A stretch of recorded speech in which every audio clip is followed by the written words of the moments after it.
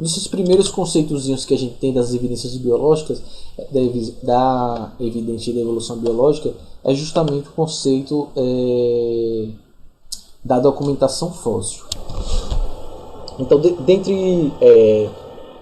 antes de falar do documentação fóssil, né, então a gente tem a documentação fóssil como uma das evidências, né, a adaptação de seres vivos, como a gente já conversou bastante sobre a adaptação de seres vivos ao ambiente, né, e também a gente tem um pouco sobre as semelhanças anatômicas, fisiológicas, bioquímicas, morfológicas das espécies. São evidências que vão corroborar com a ideia dos princípios da evolução, né.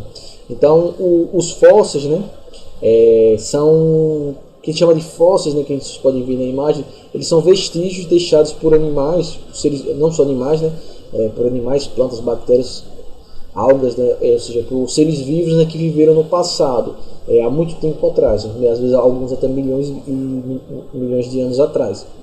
Esses vestígios eles podem ser ossos, eles podem ser dentes, eles podem ser pegadas, eles podem ser impressões na rocha, eles podem ser fezes de animais petrificados, eles podem ser animais conservados no gelo, por exemplo, por inteiro, como tem no caso dos mamutes, no caso de animais como mosquitos que ficam presos na seiva de plantas que petrificou, né, eles ficam conservados por inteiro, né. Então aqui a gente tem o processo de mineralização dos ossos, a gente tem a marcação desses ossos, como o caso do peixe ali, a marcação na rocha, né. Então o estudo dos fósseis, ele permite aos cientistas deduzir o tamanho, por exemplo, e a forma de organismos que os deixaram, né? Ou seja, então às vezes por uma pegada você consegue fazer uma extrapolação e ter uma ideia do tamanho daquele ser vivo, né? Então, a partir dessas deduções, os cientistas eles conseguem reconstruir, né? Obviamente que é um modelo mental, né? Mas que é possivelmente, por todos os dados que se tem, que se utiliza, possivelmente bem realista, obviamente que é um conceito, um modelo mental, né, desses organismos de quando eles eram vivos, né. Obviamente que não é aquele negócio, né, era exatamente assim, mas é um modelo, né. E hoje em dia chegam-se modelos já muito realistas a partir da associação de muitos conhecimentos, de fósseis, da estrutura, da comparação com organismos que ainda estão vivos, né, e como esses processos eles possibilitam fazer essas reconstruções. Então os fósseis eles constituem a mais forte evidência, né, que no nosso planeta, no passado, né, ele já foi habitado por seres vivos bastante diferentes dos que existem hoje em dia, ou seja, atualmente, né. E o registro fóssil é uma das principais, né, evidências da evolução biológica, né. Então, quando a gente observa essas imagens, esses registros fósseis, a gente tem isso como uma forte evidência da evolução biológica. O processo de fossilização, os fósseis de forma geral, eles são relativamente raros, né? A não ser em algumas condições especiais, né? Por exemplo, logo que um organismo morre, eles entram... Porque logo quando a gente morre, a gente ou qualquer ser vivo morre, eles entram logo em processo de decomposição, né? Os agentes decompositores, né? Os fungos, bactérias decompositoras, eles praticamente destroem completamente o cadáver, logo que começa esse processo de destruição desse cadáver quando um ser vivo morre, né? Para que ocorra o processo de fossilização, ou seja, a formação de um fóssil, são necessárias algumas condições que são extremamente favoráveis, né, à preservação do cadáver ou de algum vestígio deixado pelo organismo, como uma pegada, por exemplo, as fezes e qualquer coisa do tipo, né.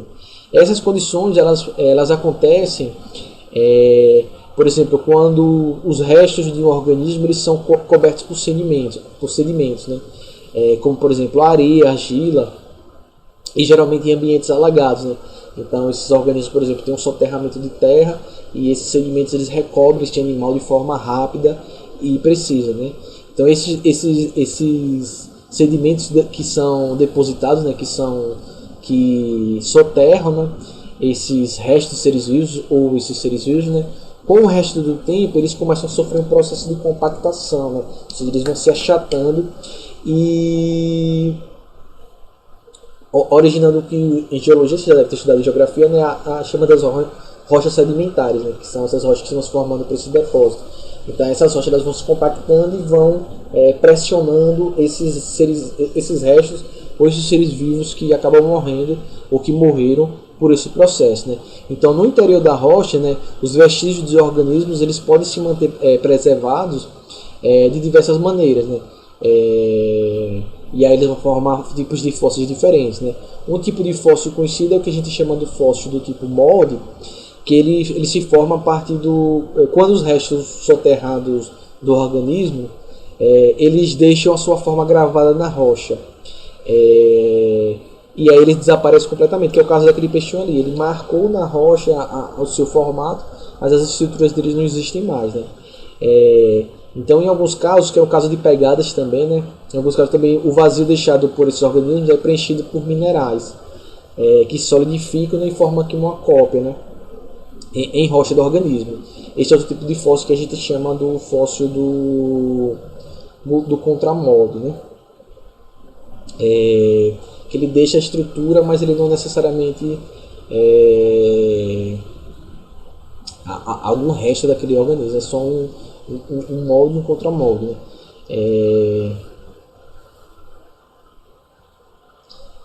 Entre alguns casos também, que são esses casos aqui, desse aqui e desse aqui, que as substâncias orgânicas, né, do cadáver que foi sepultado por essas rochas sedimentares, eles vão aos poucos sendo substituídos por minerais que são trazidos pela água, por exemplo. Então lentamente esses minerais eles vão substituindo as substâncias orgânicas que compõem esses animais, né? Ou essas plantas, esses seres vivos de forma geral. E aí eles vão fazer a substituição exata dos detalhes do corpo do organismo, que vão ficando preservados na rocha, né? Embora que não reste mais nada do material orgânico original, né? Esse processo a gente chama do processo de permineralização ou de petrificação, né? Então, em certas regiões por exemplo, aqui do sul do país, no Rio Grande do Sul, há troncos de árvores petrificados, né, que viveram há dezenas de milhões de anos atrás, né? Por exemplo, aqui em Pernambuco também, na região da divisa Pernambuco, Ceará, Paraíba, Piauí, existem esses vários depósitos de fósseis do período do Cretáceo, como de peixes, insetos, répteis, plantas que estão nesse processo de petrificação. Outros tipos, esses aqui tem esse processo de petrificação, né? Outros tipos de fósseis são marcas, né, ou pegadas, né, pegadas de dinossauros, por exemplo, em algum terreno mole e que posteriormente se transformaram em rocha. Então, eles dão aquela pegada na argila nesse molde mole, e aí a partir daí essa marca ela é deixada na rocha, né? Então esse tipo de fóssil a gente chama de fóssil por impressão. Então a gente pode ter esse pro molde,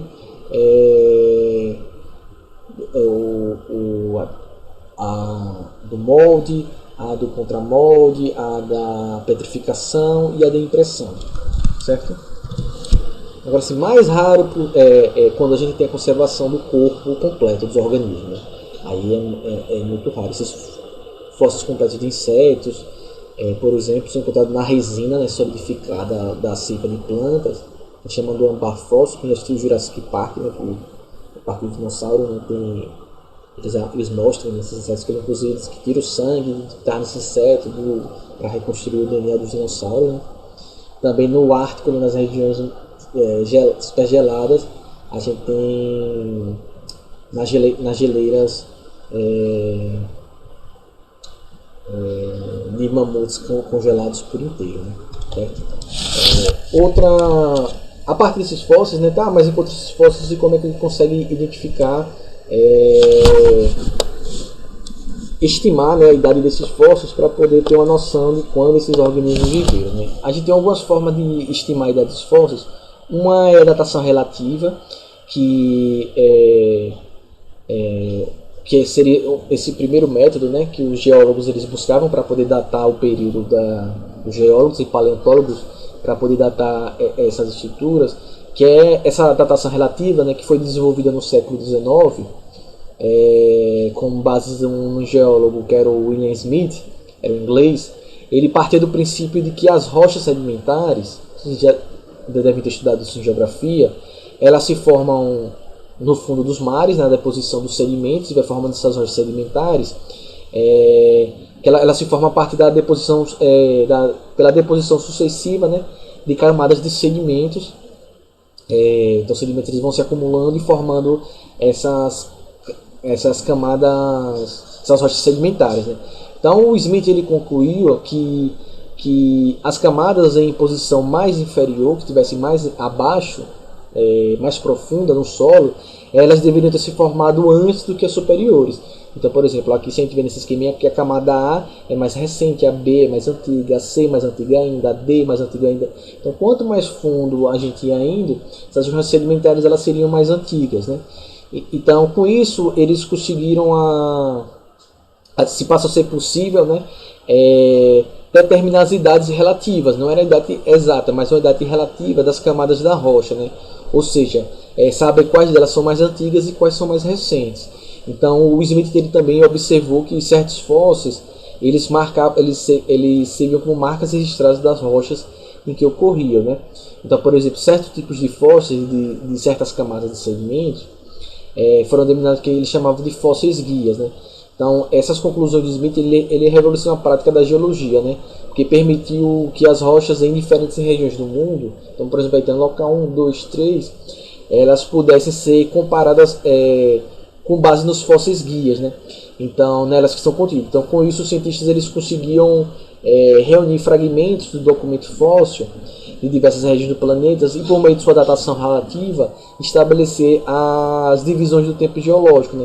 Que é aquilo que você já deve ter visto em geografia também: Paleolítico, Cretáceo, Jurássico, Triássico, e por aí vai.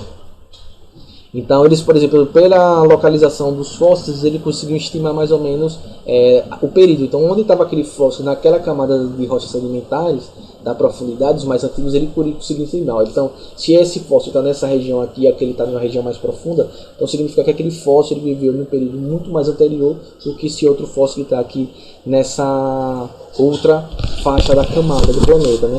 Então, eles conseguiam fazer nesses locais diferentes, eles conseguiam fazer essa comparação de quando eram aqui. Então, aqui a gente tem esses fósseis mais antigos, né?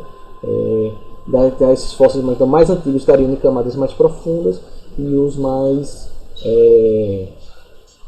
próximos da superfície eles seriam mais recentes na história do tempo geológico. Então, eles utilizavam isso aí para poder marcar.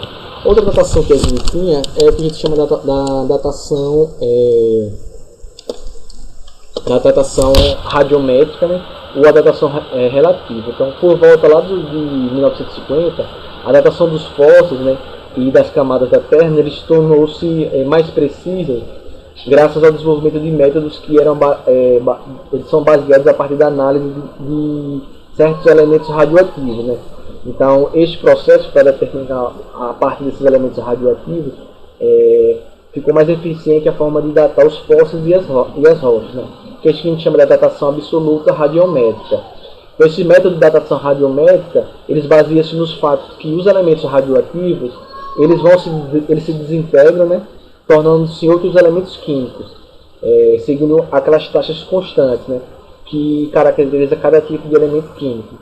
Então quando a gente conhece a quantidade de um dado elemento químico radioativo que se desintegrou em uma rocha ou um fóssil, a gente consegue determinar a idade desses organismos, né?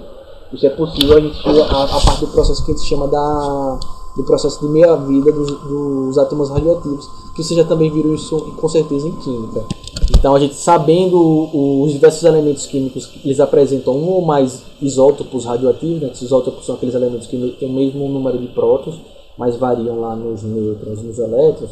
E a partir dessas variações a gente consegue fazer essa estimativa. Então, sabendo a meia-vida do elemento químico, então a gente tem lá nesse gráfico aí o tempo, né, em meia-vidas, né, e a mineralização na época da cristalização. Então você consegue sabendo quando ele vai fazendo esse decaimento radioativo desses elementos químicos, né, alterando lá os seus isótopos radioativos. Se você encontra eles nesses fósseis, você consegue estimar. Como você sabe o tempo que ele demora, um elemento radioativo ele demora para fazer o seu decaimento radioativo, então se você acha aquele isótopo naquele elemento químico, naquele fóssil, naquele mineral, você consegue saber a idade, estimar o período de idade daquele fóssil, né?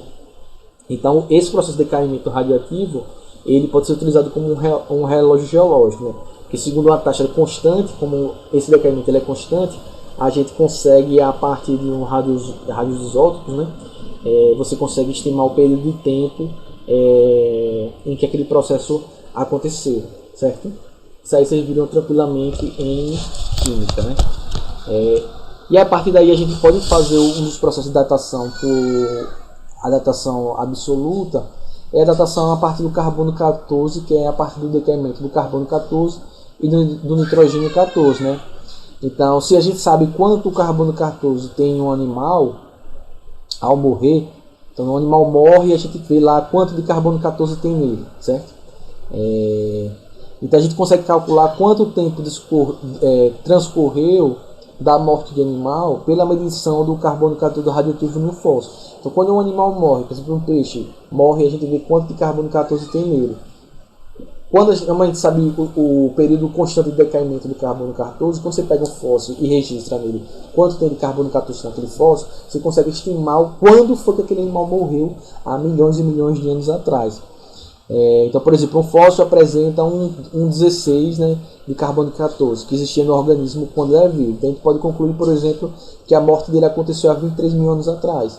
E aí esse processo ele vai sendo utilizado para você conseguir estimar a idade desses organismos vivos, né? Então você vai lá, determina o carbono 14 lá na proteína, por exemplo, de colágeno do fóssil, e aí você consegue ver esse processo aí, consegue estimar essa idade, que também dá para fazer no... você fala, pessoal, porque o decaimento do carbono 14 para o nitrogênio 14, porque o carbono 14 ele decai, quando ele faz esse decaimento radioativo, ele vira o nitrogênio 14, né? Então você vai comparando a quantidade de nitrogênio 14 e carbono 14 que vai sobrando, você consegue estimar a idade desse fóssil, né? Então você consegue saber quando foi que esse organismo morreu. Então é um outro método aí que é utilizado bastante. Então essas datações dos fósseis, então eles vão ser evidências da evolução biológica. Outro fator que a gente também pode utilizar como evidência são as semelhanças anatômicas, fisiológicas e bioquímicas, né? Tem outra evidência que é a adaptação, né? As ideias de mimetismo, camuflagem, mas mais na frente, quando eu falar dos tipos de seleção natural, eu vou topar nesse assunto de adaptação com mais detalhe. Então eu vou guardar essa evidência de adaptação para quando a gente for falar lá mais para frente dos tipos de seleção natural, e aí eu falo mais um pouquinho sobre adaptação com mais calma, né? As semelhanças anatômicas, fisiológicas e bioquímicas também são fatores que são utilizados como evidências da evolução. Então, por exemplo, aqui a gente tem algumas evidências anatômicas do desenvolvimento embrionário de alguns animais cordados. Então, aí a gente tem o embrião do peixe, da salamandra, que é um anfíbio, da tartaruga, que é um réptil, da galinha, que é um ave, do coelho, do ser humano. Então veja que no iniciozinho do desenvolvimento embrionário, você praticamente não consegue diferenciar se é um embrião de humano, se é um peixe, se é uma salamandra. As diferenças são muito pequenas. Essas diferenças elas vão desaparecendo, obviamente, aqui nos estágios mais avançados do desenvolvimento embrionário. Mas quando a gente compara os embriões, por exemplo, desses cordados no início do seu desenvolvimento embrionário, a gente praticamente não consegue observar a diferença que há entre eles, né? Então, certas espécies de seres vivos têm estruturas corporais com organização atômica bastante semelhante, né? Apesar de desempenharem funções bem diferentes, né? Então, por exemplo, os membros anteriores dos animais, de alguns animais, de vertebrados, a asa do morcego, por exemplo, a asa da ave, as nadadeiras do golfinho, o braço das pessoas, tem algumas semelhanças anatômicas, mas tem algumas diferenças, né? Que são um pouco da estrutura morfológica. Quando a gente acompanha, por exemplo, a formação embrionária, como eu estou mostrando aí para vocês, essa organização a gente vai ver que é bastante semelhante em vários organismos diferentes, né? Então, isso é explicado, né, pelo fato que nessa fase de desenvolvimento embrionário ocorre o que a gente chama da definição do plano básico da organização do corpo desses seres vivos, e que essa organização do plano, no caso do corpo, foi herdado de um ancestral comum.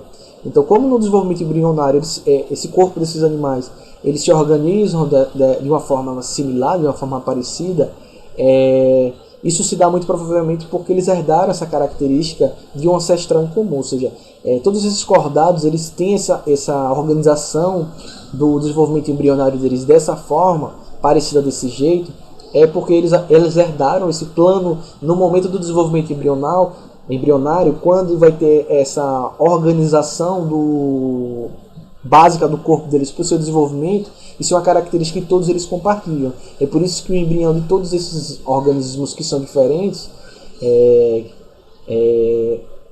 eles se desenvolvem no início de uma forma parecida, porque eles herdaram essa característica do ancestral comum.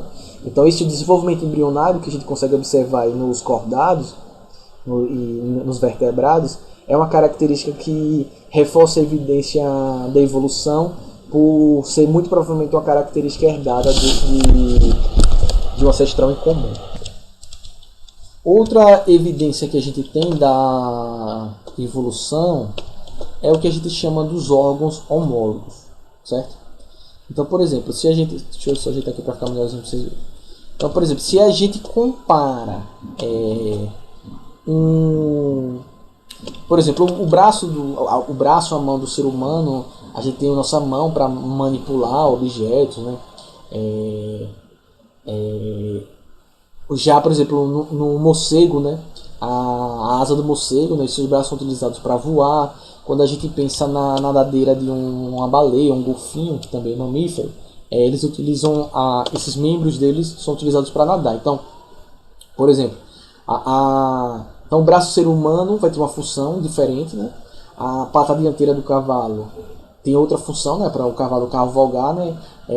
Os braços do morcego são adaptados para eles voarem, e a nadadeira da baleia, do golfinho, né? São utilizadas para eles nadarem, certo? Mas o que seriam esses órgãos homólogos?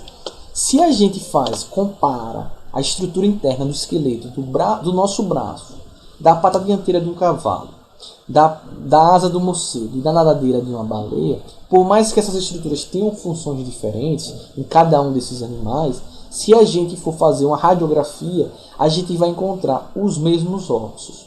Ou seja, o húmero, né, que é esse osso daqui do nosso braço, o rádio, que é esse osso aqui do dedão, a una, as falanges metacarpais. Então, se a gente comparar, vocês podem observar aí na imagem, os ossos do braço do ser humano vão ser os mesmos ossos são encontrados na pata dianteira do cavalo, são encontrados na asa do morcego e são encontrados na nadadeira da baleia, do golfinho. Isso que a gente chama de órgãos homólogos, ou seja, são órgãos que têm a mesma origem embrionária, ou seja, eles têm a mesma origem, têm a mesma estrutura, mas que têm funções diferentes dos organismos. Então, os ossos do nosso braço, da pata do cavalo, da asa do morcego e da nadadeira da baleia têm os mesmos ossos, ou seja, são estruturas que apresentam os mesmos órgãos, os mesmos ossos, mas que têm funções diferentes em cada um desses organismos. Isso a gente chama de órgãos homólogos, ou seja, essas estruturas elas têm uma origem comum em todos esses seres vivos. Então, esses ossos eles foram herdados da mesma forma por nós, só que eles divergiram na evolução. Então os órgãos homólogos eles se formam por um processo que a gente chama de divergência evolutiva, ou seja, cada uma dessas estruturas elas têm uma mesma origem, certo? Mas elas divergiram na evolução de acordo com os ambientes que esses organismos foram ocupar. Então a gente diz que este processo é um processo de divergência. Então os órgãos homólogos eles surgem por divergência. Então elas têm a mesma origem, mas elas divergem de acordo com as funções que esses órgãos vão adotar, né? Então, órgãos homólogos são órgãos que têm a mesma estrutura interna, provavelmente a mesma origem evolutiva, mas que têm funções diferentes em cada um desses organismos. E esses órgãos homólogos eles surgiram muito provavelmente por um processo de divergência evolutiva, ou seja, eles divergiram para ocupar esses ambientes diferentes. Órgãos homólogos, mesma estrutura, funções diferentes. Surgiram por divergência evolutiva. A gente tem agora o inverso, que são os órgãos ou estruturas análogas. O que são órgãos análogos ou estruturas análogas? São estruturas que têm a mesma função em seres vivos diferentes, mas que têm estruturas anatômicas completamente diferentes. Ou seja, que surgiram nesses organismos de forma completamente distinta. Então, se a gente compara a asa do inseto com a asa de uma ave, por exemplo, elas têm estruturas internas completamente diferentes. Então, a asa do inseto é formada por quitina, a asa da ave é formada por penas, por ossos, mas os dois têm a mesma função, que é fazer com que esses organismos voem. Então, este processo aí, a gente diz que é um processo de convergência evolutiva, ou seja, são estruturas de organismos que têm a mesma função, mas que elas surgiram na evolução a partir de ancestralidades diferentes, ou seja, a partir de momentos históricos evolutivos distintos. Então, órgãos análogos são órgãos que têm a mesma função, a asa do inseto, a asa da ave, que tem a mesma função, que é para voar, mas que a estrutura interna anatômica deles é completamente diferente. Então, isso são órgãos análogos. Órgãos homólogos têm a mesma estrutura interna, mas têm funções diferentes. Órgãos análogos têm a mesma função, mas têm estruturas internas diferentes. Esses órgãos análogos, os órgãos homólogos surgiram por divergência evolutiva. Então, tinha um ancestral que divergiu evolutivamente e deu origem a esses modos de vida diferentes. E no caso dos órgãos análogos, que têm a mesma função, mas têm estruturas anatômicas diferentes, eles surgiram por convergência evolutiva, ou seja, eles vieram de pontos na evolução diferentes, mas eles convergiram para um mesmo modo de vida, que é o modo do voo de insetos de aves, certo? Então a gente tem órgãos homólogos e órgãos análogos, e a gente também tem o que a gente chama dos órgãos vestigiais, que são aqueles órgãos que não têm mais tantas funções no nosso corpo, por exemplo, os dentes cisos, o apêndice, no nosso apêndice, que só serve para dar apêndice, não tem função nenhuma no nosso corpo, nem o apêndice no coelho, o tendão da palma da mão, né? Às vezes algumas pessoas têm, né? Se vocês fizerem essa movimento aí, se subir esse tendãozinho, né? Algumas pessoas aparecem, está presente, outras pessoas não aparecem. Os dentes cisos, ou seja, são órgãos que provavelmente tinham no passado alguma função e que hoje em dia não tem mais, né? Então, por exemplo, se acredita que o apêndice estava ligado à digestão e absorção de alimentos que o ser humano e outros mamíferos eles tinham no passado e que hoje em dia não tem mais, né? Então, por exemplo, antigamente os seres humanos se alimentavam de casca de árvore, dessas coisas, que hoje em dia não alimenta mais, e esses órgãos eles perderam a função, eles entraram em desuso. A mesma coisa dos dentes cisos, né? Eles serviam para triturar alimentos mais duros, que muito provavelmente os seres humanos mais primitivos, né, eles se alimentavam, mas que hoje em dia não se alimenta mais. Então esses dentes eles não têm mais essa função, né? Então eles acabaram entrando em desuso, isso que a gente chama de órgãos vestigiais, ou seja, a presença desses órgãos que no passado na espécie muito provavelmente tinham alguma função, mas que hoje em dia não tem mais função nenhuma, certo? Então todas essas aí são evidências que corroboram com a evolução. Na próxima aula a gente vai falar sobre a teoria moderna da evolução, ou a teoria sintética da evolução, que é conhecida também como neodarwinismo. Ficou alguma dúvida, entre em contato comigo, certo? Se cuidem, fiquem bem, a gente se vê na próxima aula. Tchau!